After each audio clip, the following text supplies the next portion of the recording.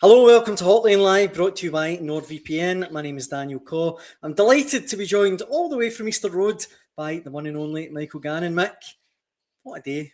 What a weekend. Another incredibly wild afternoon game. I think I should just go to the game with the pants on my head and the pencil up my nose at the start rather than the end. Another crazy afternoon. And an epic afternoon in the title race. Obviously, I'm here at Easter Road. Hearts have taken a monumental step towards the title, by the way, here. This is a huge win, absolutely huge. I mean, how they got there was a bit of a kind of long and winding road, but they got there eventually. When dust settles, this could be a absolutely monumental victory for them. I mean, you could tell at the end. I mean, the scenes in the way end were incredible. I don't think I've ever seen limbs like it. It was incredible in there. But yeah, what a wild game. But yeah, Hearts have come out this with another 3 points, a derby win. But it's exciting. We've got plenty of comments coming in already, and if you're watching at home, let us know your thoughts. McKenna says, so much for all those people suggesting Hearts were going to lose. Hibs players lost the plot. So, I mean, on that, Mick, the 2 red cards that Hibs sustained, look, for what it's worth, I thought it was 2 red cards. I don't really see what else the referee could have done. Yeah, listen, it's a weird one, right? Because Hibs, I think Hibs did battle away, and it's a pretty kind of stubborn performance with 10 men and then 9 men. But they've been undermined completely by the 2 red cards. I mean, they both were red cards. I mean, the first one, I mean, Salinger he's about a yard outside his box, and we can see it from here right away. I thought he is in big trouble, and he had that look of a guy, of a toddler with his hand in the cookie jar. He knew he had made a major boo-boo, and it took a few minutes for the play to kind of rumble on. And VAR took a long. I don't understand why it took so long to get the conclusion. It was an obvious handball way out of the box, had to go. But I mean, Hibs had actually. I mean, Hearts had started quite well, and were on the front foot and looked really intense. And then Hibs pop up with a goal, and then you think this is now really interesting. It's been a brilliant goal, Martin Boyle. And then you think this is really interesting now. But the red card completely changed the complexion of the game. And then Hearts are dominating and they're battling away without really creating an awful lot. I mean, there's a couple of little chances from distance and a few headers on the bar, but a good save from Jordan Smith. I just felt though Hearts were struggling for quality in the final third. But then, so Hibs could have survived. But Paslak's first yellow card was silly. I mean, it got a bit feisty before half time. There's a few tackles flying in and nothing out of the ordinary. But he squared up to kind of Stephen Kingsley and he got himself booked. He lost the bag a bit, got himself booked. You think, right, okay, but then minutes into the second half, he's in for a tackle he's never going to win. A booking every day of the week, a certain red card. Wild tackle when you're on a yellow card. It was crazy. I mean, it really was a moment of madness. I mean, at that point, so Hibs was about 9 men. I mean, there's no game. It's not a game anymore. It's basically attack v defence. I mean, Hibs went kind of 4-4-0 and just kind of camped in and tried to hold on. And you always felt that the pressure was going to tail eventually. But the quality wasn't quite there with Hearts until McDermott McKinnon made his changes. I mean, I thought they struggled in the wide areas in the first half. I thought, I thought that Kabori kind of struggled a wee bit in the flank. It wasn't until Kyrgiota and Kirisin's came on, then it changed the dynamic. They give it a wide stretch to play. I mean, Kyrgiota was the one that made the big difference. I mean, 2 assists. Shankland goal was so important at the timing. It kept the momentum going, and then it was the kind of charge of the Maroon Brigade. It was the kind of sounding the trumpets and pouring forward, and you just felt it was coming. You felt that it was coming. I mean, Hearts had about 23 shots in goal. I mean, it wasn't all clear-cut stuff. I mean, Smith had a good go in goals, but you just felt. I just thought it was coming, and sure enough, it came in the end. And so it was well deserved by Hearts. It's hard playing against 10 men and even 9 men because the game plan. There's no intention of the other team going forward. It's just a case of just camp in and try and break them down, and it's not always easy. So fair play to Hearts. I mean, they kept their patience. I mean, it was a bit frantic at times, but they stayed fairly patient. They plugging away, kept plugging away, and eventually got the reward. And like I say, it feels like a huge step towards, especially what happened at Ibrox earlier this afternoon. And you look at the table, what an opportunity Hearts have got now. I mean, they play Rangers next, and they could pretty much end Rangers title hopes next Monday night. And then it becomes a straight shootout with Celtic, depending how they got on here at Easter Road. So it's within I mean, it's a lot of work to go, 4 games to go, and I still think there's going to be twists and turns and results. So I don't think it's done yet. But what a huge step forward for Hearts here. I mean, getting through the derby with 3 points, it really is. It's a monumental step towards it. Gary in the comments, just when you're talking about the games next week, Mick, he says, as a Celtic fan, we probably need Rangers to win next weekend. I'm trying to think. I mean, Hearts, as you say, 4 games left. What did you think they need from the 4 games? It could be as little as, 6-7 points, perhaps? Mm-hmm. Yeah. I mean, it could be two victories from the title, basically. That's it. It could be. That's how close it could be now, depending on results elsewhere. Like I say, if they manage to beat Rangers, they haven't lost at home all season at Tynecastle, so if they can avoid defeat, I mean, they're within 3 points of putting Rangers out the game completely. Celtic have to then face Rangers as well. Something's got to give in that game. So they're now in the box seat big time. I mean, they have been all season, but you look at it now, I think that they are firmly now. And I mean, keep saying it. Who's favourites for it? You've got to say that Hearts now, after this win, are looking like the favourites. I still think it's a good weekend for Celtic as well. I think they'll think that I think Celtic fans will be watching thinking, right, what's the result they want from Easter Road here today? Do they want Hearts to go and win with the potential of KO and Rangers next Monday? Or would they rather Hearts slip up and it's tighter? I don't know. I think a better result for Celtic would be if Hearts had dot points here, because I think these 3 points are a huge step towards the title. But anything could happen next weekend. Anything could really happen. We're now at that stage where it's going to be just a wild and wacky ride. Chris is one of a few people in the comments, Mick, saying that Rangers will be out of it by next Monday night. I know we've obviously just said they could be. Do you think that's what will happen, though? Do you think Hearts will beat them at Tynecastle next Monday? I don't know. I think there's too many variables within the game. We've seen today red cards that can change things. So anything could happen on Monday night. Rangers, I wouldn't put it past them coming out and getting a result, because I'm not saying that they'll feel as though they're kind of up against it now, but they do perform better when it's more hope than expectation. When they're expected to go and get a result today against Motherwell, and what happens, they're 2-0 down again at half time. They get back into the game, so they expect to go and win the game, and they concede right at the death. That is a major slip up by Rangers at this point in time. They could not afford to do that. So it puts questions on them. But like I said, now they might go into this game thinking they're the ones up against it, which sometimes frees up Rangers, and it might mean that they go and be expansive and go and have a go at Hearts. I think the game won't be. It'll be in the balance, because the way Hearts play as well, they're not a team that dominates the ball and keeps possession. I mean, they did today, obviously, because they played against about 3 guys left the pitch. But they tend to kind of play a kind of variation of game. It's direct, and the ball gets passed about and bounces back and forward. Rangers are exactly the same. So the game is going to be riddled with jeopardy, and it could go either way. I mean, it'll be moments. It'll be the who takes the chances and who makes the mistakes. So I don't think you can say, yeah, Hearts are going to go and put Rangers to bed, because I wouldn't be surprised if Rangers got a result. But nothing will surprise me in that game next week. It could be anything. I think it'll be close. I think it'll be close, right enough. I don't think it'll be either way. One side will run away with it, but it could spin either way. No, I completely agree. I've absolutely no idea what's going to happen from here. No. On the game yesterday, Mick, you mentioned Celtic. I know you were on double duty this weekend. You were at Celtic Park. They're getting their money's worth, aren't they, this weekend? They're getting their dosh worth this weekend.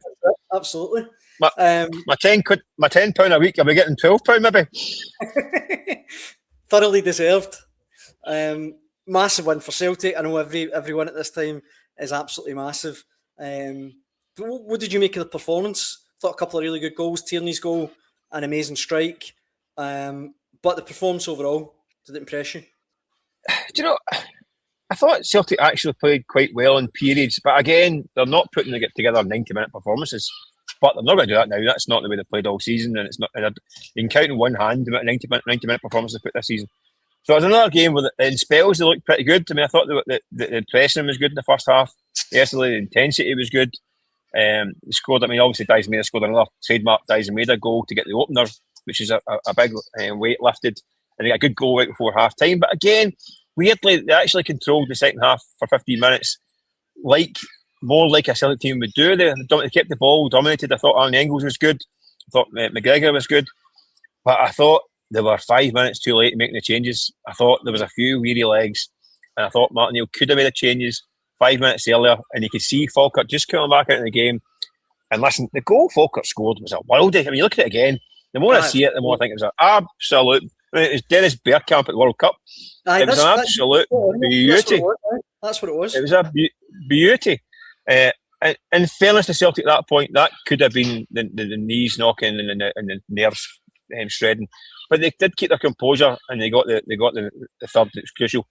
Very good goal as well. Interestingly, Sebastian Tenecki playing the right when he came off the bench and looking okay. Dyson Maeda, who was just back to his old best yesterday. A great finish for him. He scored 2 goals in 2 weeks in a row. The Dyson Maeda hitting off him, kind of bouncing at the net. Not so much the first one yesterday, but you know what I mean. Breaking the blocks and putting it in the net.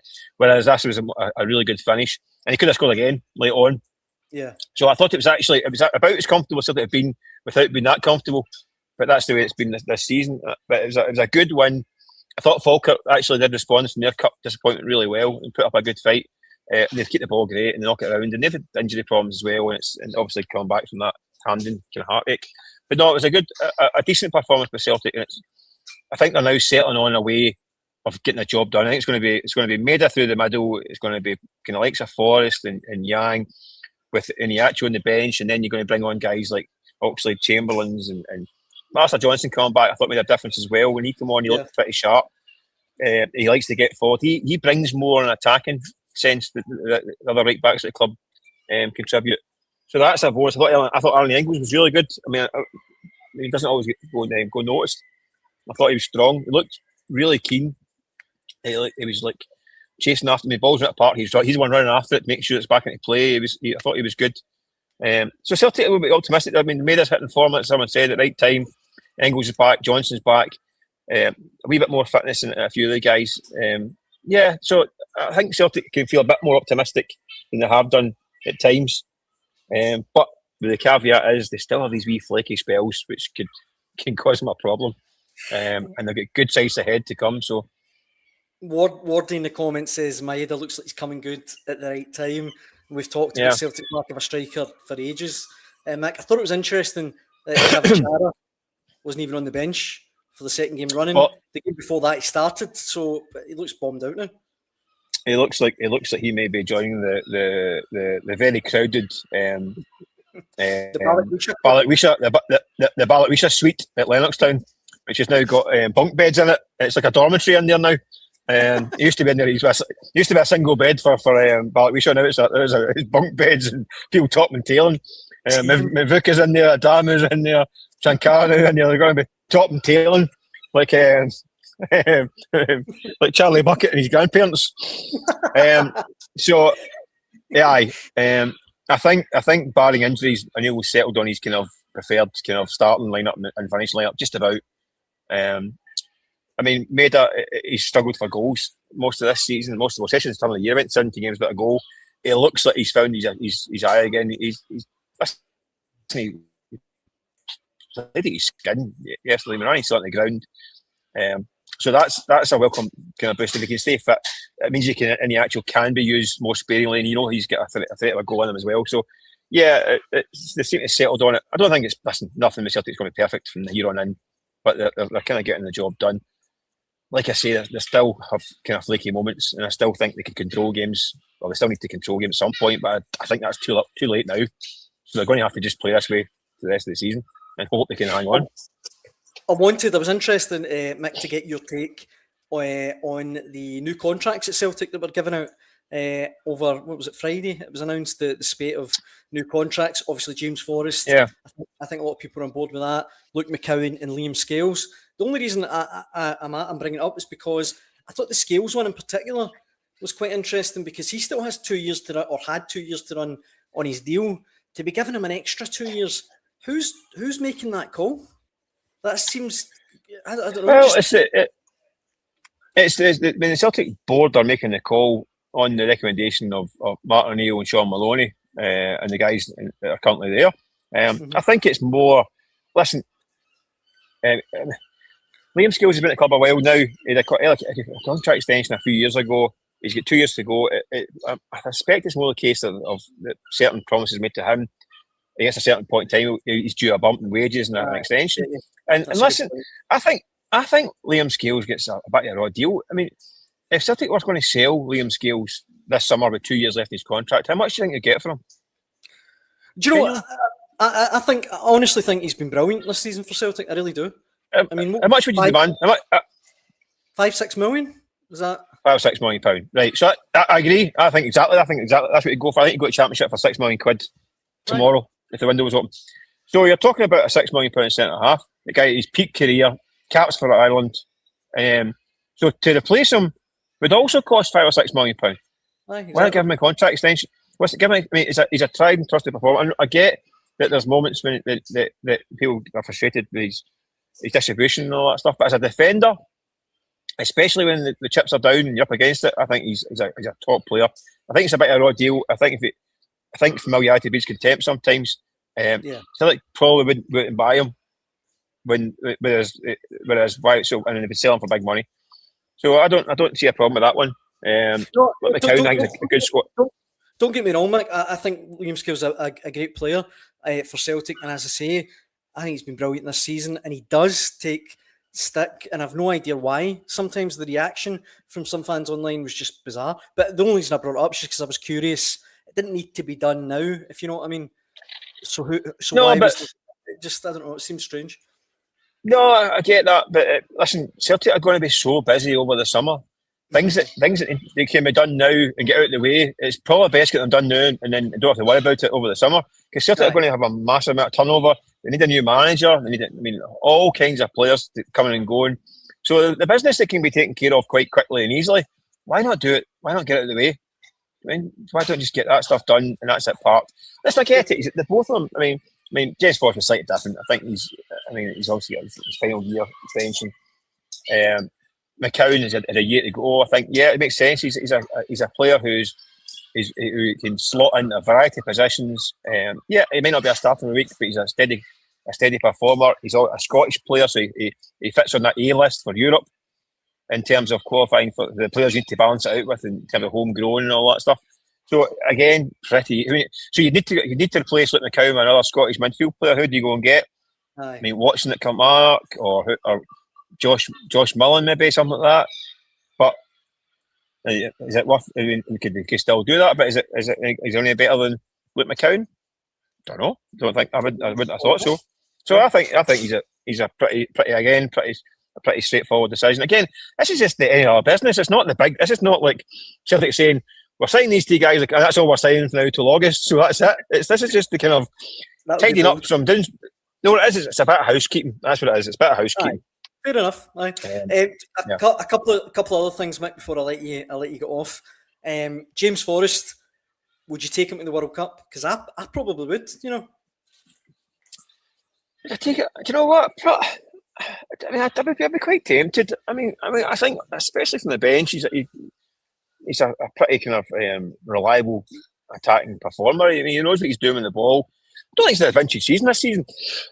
Excuse me. I mean, he's not had a great year in terms of his numbers, but I think he's a pretty reliable kind of guy. I mean, he's 35 in the summer. He's not played for Scotland for a couple of years, so it's probably that ship's probably sailed. Right. He didn't get much of a sniff. He went to the last Euros and didn't get much of a looking, did he? We were crying out for that from that point. So I doubt it. I would doubt it. I would maybe be looking at others. I mean, Oliver Burke is one in Germany. I think is an interesting one. I haven't seen a lot of him, but you see him pop up in the game with goals in Germany. Who else we got that's kicking about? I mean, obviously, Barney Stewart on a good end of the season. All these kind of guys. I don't know. We don't have any wide players, so as an option, I mean, obviously, we'll get Ben Gannon, Doak, and a few others, but we could do with some wide options at that pace. He's still got that pace. He can't do it for 90 minutes, obviously. No. But I don't think he's played enough this season to really justify it at this point in time. But you never know. I said to him the other day, I was like, you made sure you don't book a holiday yet. I said, that you could book yourself. So I booked Disneyland, and you can just divert up the road. It's a good point, actually. Just divert and Yeah. then strike the fear of God into Brazil. Listen, you never know. Matthew says, last thing, Mick. Matthew says, well done to the Well today. They were magnificent. The formation role played first half didn't make sense. Padraig also in the comments is saying that if Askew wants to keep Scales Forrest the towel, so be it. Motherwell, we mentioned, I don't know if it was on air or off air actually, but in the first half, they were sensational today, Motherwell, I thought, against Rangers at Ibrox. Was that perhaps even a kind of light audition for Askew? And if it was, I mean, knocking Rangers potentially at the title race is a pretty good way of going about it. Well, he has spent a lot of time at Celtic Park this season. I seem to bump into him at Parkhead every other week when I'm working. He was there again. I think he was there again yesterday. I was as well. So he seemed to be getting used to his surroundings. I don't know. I think he's probably body work this season is probably speaking for itself. I saw the first half today. I thought they were terrific. I thought Motherwell were like prime Barcelona, 2012 Barcelona. At one point, I mean, listen, it's heart and mouth stuff. I mean, at one particular move, they passed the ball for their own 6-yard box, and you are thinking, we're not used to seeing it in Scotland. Aye. And it is sometimes by the kind of skin of their teeth, but when it works, it's spectacular. So yeah, he's a brilliant season. I still think he's a kind of manager who could come into a team like a club like Celtic if there was the structure around him. I just think the structure at Celtic right now it needs so much work that it's for a rookie manager to walk into that situation where the recruitment department needs revamped. There's question marks about the chairman, say director of football role and all that stuff, and every facet of the club, every facet. Exactly. I think he'd be a bit of a sitting duck with that kind of structure at the moment. I think for a young up and coming manager, he has to be going to something stable. At the moment, Celtic look a bit kind of unstable off the pitch, so I think it would be tough for him in that environment. But if Celtic get their ducks in a row, then potentially they could do that. I don't know, but he's certainly put. I think a lot of Celtic fans would be happy with him. To be honest with you, I think a lot of guys I speak to think get this guy in. I know. I think it's a gamble. I think it's a gamble just because of what I said about the structure and other aspects like how would they cope being in the thick of a title race? How would they cope with European qualifiers and potentially Champions League games or European games? These are things we don't know. These are unknowns. So I always think you should try and mitigate or minimise the unknowns when it comes to these kind of appointments. You're always gambling. Every manager's a gamble. You could go and appoint a guy with a glittering CV and he completely tanks. We've seen it before. And we've seen guys come into Glasgow who have got good CVs and have lost their marbles. So there's no guarantees either. I just think you want to minimise the risk when it comes to an appointment. But it might be that Askew is the low risk appointment because he has got this impressive way of playing behind him this year. I just think after one season at Motherwell, impressive as it is, I think it would be a risk. But I think it's a very fair every manager's a risk.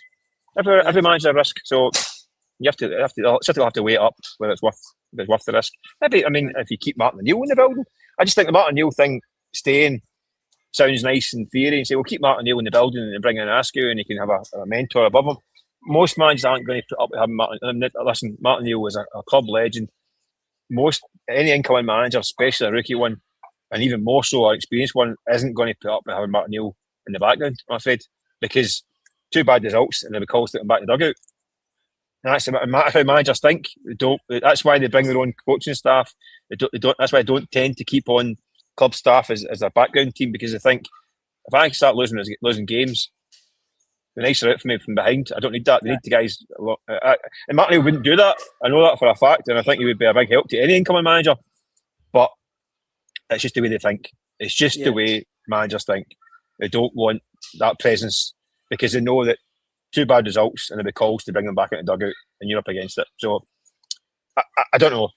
I think in theory it sounds like a good idea how Martin O'Neill to kind of be the kind of help with transition and be a kind of mentor figure for a rookie boss, but in reality, it's another risk. I caught up with Record Sports Andy Newport earlier on today. He was live at Ibrox. I'll catch up with him in a second and I'll let you get up the road, Mick. I know you kind of said it earlier, but just to sign off. Hearts then for the title. You're still going with Hearts as we sit here right No, now? I've not did it. I didn't. I didn't. Sorry. I said there's going to be I said there's going to be more twists and turns. I said Hearts are now in the box seat, and I think Right. it's definitely they are the ones who are now the favourites. But whether or not they get over the line, I'm giving up. I'm not making my predictions because I said Rangers a couple of weeks ago, and then after today, I think oof. But I'm not writing. I'm not counting anything out anymore. What I would say is today, having witnessed this and seen the way it all kind of unfolded in the late goal, I'm starting to think maybe this is destined for Hearts. I don't know. The scenes at the end there, the punters going bananas, it was incredible. I think, is there a hint of fate about this? As you know, Dan, I'm a very spiritual kind of guy, you know, and Absolutely.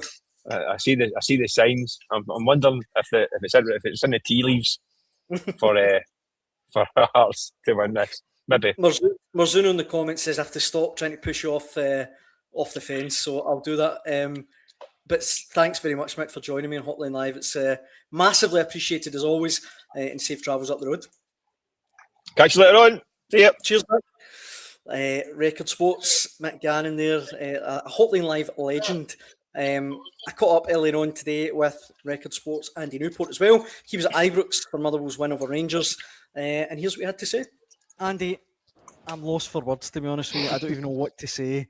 What did you make of that afternoon at Ibrox?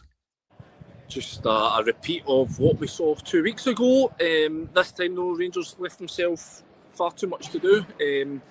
You know, I remember speaking to you after the Falkirk game, Daniel, and sort of referring to Rangers as sort of Jekyll and Hyde Jers. I think that's what you saw again today. Just a first half that was too slow, not committed enough, not hard working enough, and then every flaw that Rangers had was highlighted by a Motherwell team that, you know, had everything that Rangers didn't. They had effort, they had pace, they played with a tempo, they played direct, they got into the ball into areas where they could hurt Rangers, and they were fabulous, and they were well worth their 2-goal lead at half time. Obviously Rangers had to make changes at the break as they did against Falkirk a couple of weeks back. Got themselves level, obviously. It was a much improved display, but you always just felt that they were always going to be susceptible in the break, and that's how it proved. Obviously, Manny Langello having a shot that was turned into the net late on by Manny Fernandez, and I've just written my match report. You know, this is a retro kit day here at Ibrox. All the fans turned out and sort of kits from yesteryear. Well, they've just watched their team's title hopes sort of. Well, they're now hanging by a thread, really. They've got to go. They really have to now go to Tynecastle. They've got to go to Celtic Park, and I would say I think they have to win both those games now if they're to have any chance in the title. You mentioned there, Andy, obviously Motherwell.